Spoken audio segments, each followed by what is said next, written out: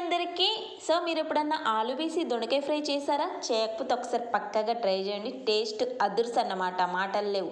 ఇంతకీ చాలామందికి ఒక పెద్ద డౌటు, దొండకాయ తింటే జ్ఞాపక శక్తి తగ్గిపోతుందని చెప్పేసి.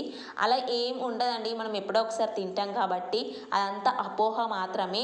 హెల్త్కి చాలా మంచిది. పిల్లలకు కూడా పెట్టడానికి చాలా భయపడుతూ ఉంటారు, ఎక్కడ వాళ్ళకి జ్ఞాపక శక్తి తగ్గిపోతుందని చెప్పేసి.